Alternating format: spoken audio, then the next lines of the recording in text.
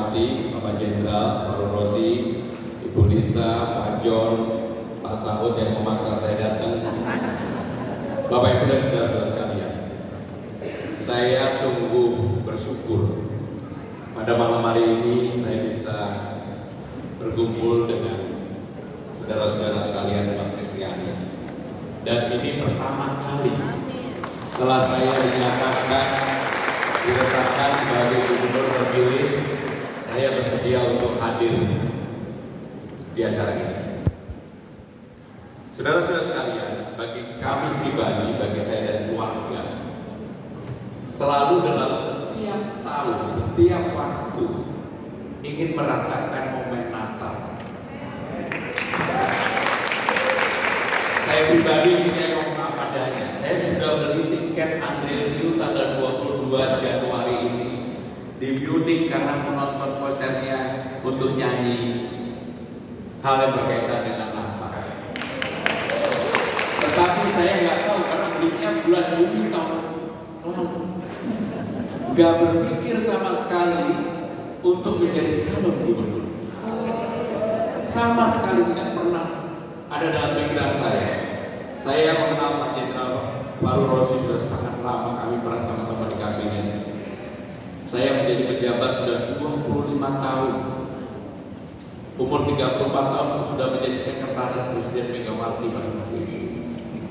Menjadi sekjen partai, pimpinan DPR, menjadi menteri 2 periode, terpilih sebagai anggota DPR 4 kali, dijalani 2 kali, dan seterusnya.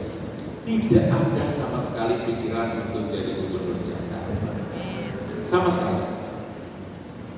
Bahkan saya berkali-kali menolak kepada Ibu Mega. Saya tidak mau. Saya bilang ke Ibu Mega, Mbak fair sama saya. Saya udah bantu 27 tahun. Kenapa saya dipaksa untuk jadi calon gubernur? Saudara-saudara sekalian, kenapa ini saya sampaikan di awal?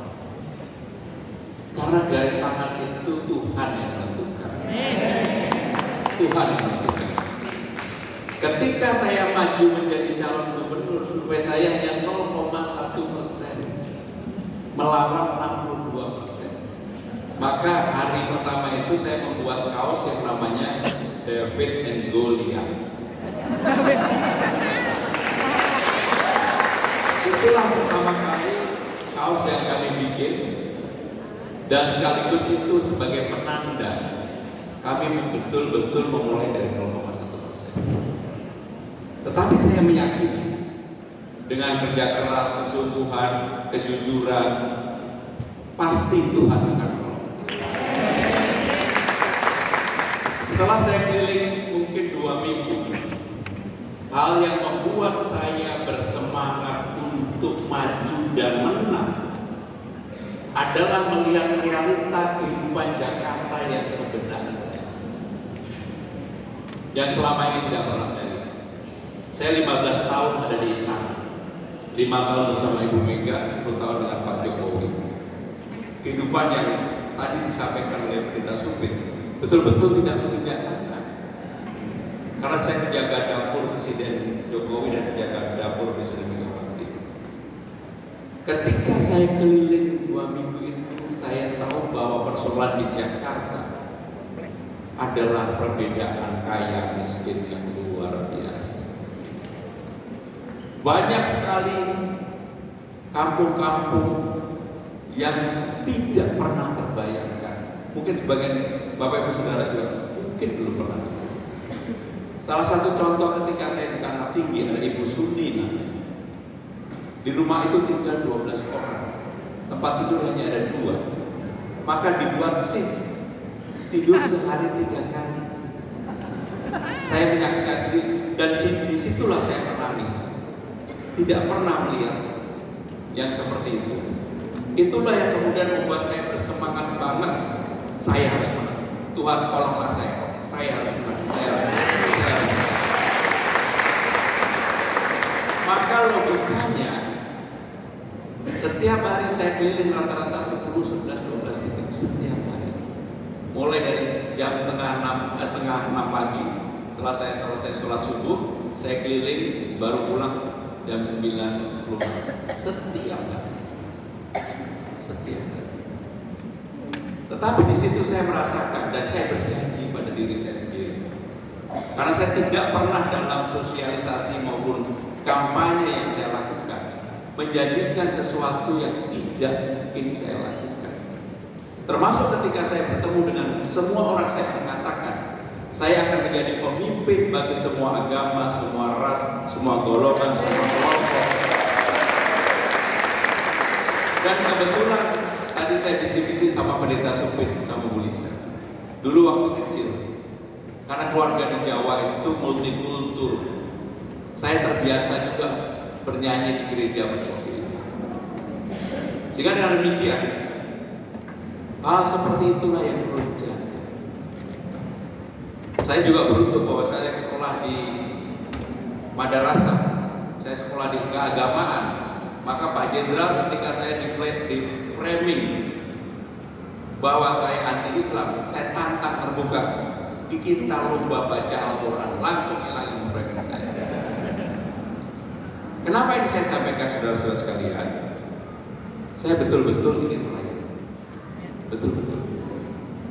Seperti yang dikatakan pendeta Supit, saya nggak mau melakukan sesuatu yang tidak bisa saya pertanggungjawabkan di atas. Maka kalau dilihat, saya tidak pernah menjanjikan membangun sesuatu yang tidak mungkin saya kerjakan. Saya menjanjikan tentang kartu Jakarta Pintar, Jakarta Sehat, Kampung Bayang, dan saya lihat Pak Purko dan teman-teman sekalian. Begitu dilantik, saya akan datang ke Kampung Bayang. Karena yang akan saya selesaikan pertama kali. Dan itu saya ucapkan secara terbuka. Kenapa ini saya lakukan? Memang seringkali kekuasaan itu seringkali tidak adil ke bawah. Dan saya mencoba, karena saya tidak punya beban kepada siapapun, termasuk tidak punya beban kepada partai saya, bahkan secara terbuka saya mengatakan saya hanya ingin jadi gubernur 1 periode saja, tetapi saya ingin dikenang sebagai orang yang berani mengambil keputusan untuk kebaikan. Dan itu betul-betul saya sampaikan, saya lakukan.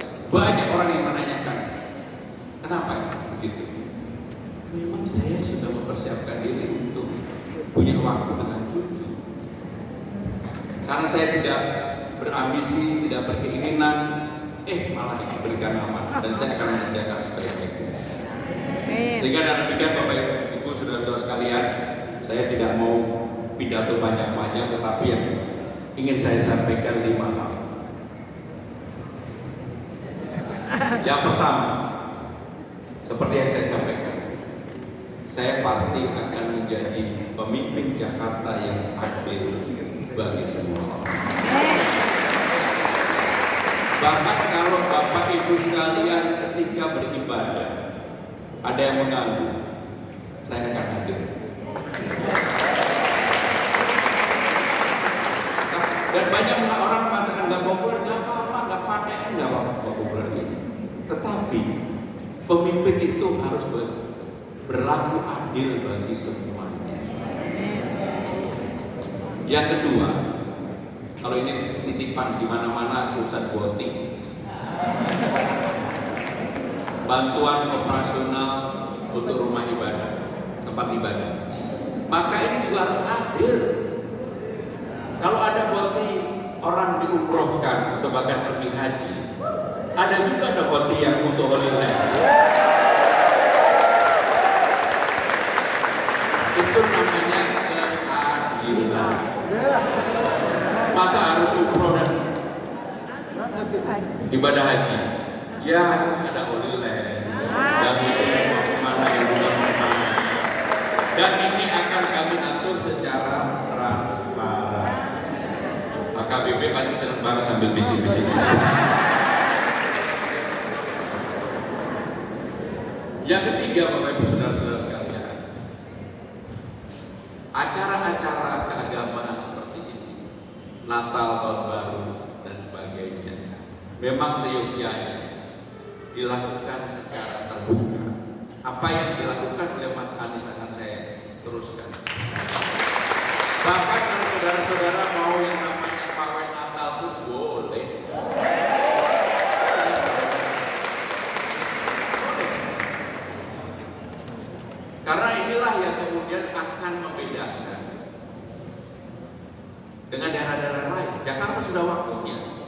sebagai kota global,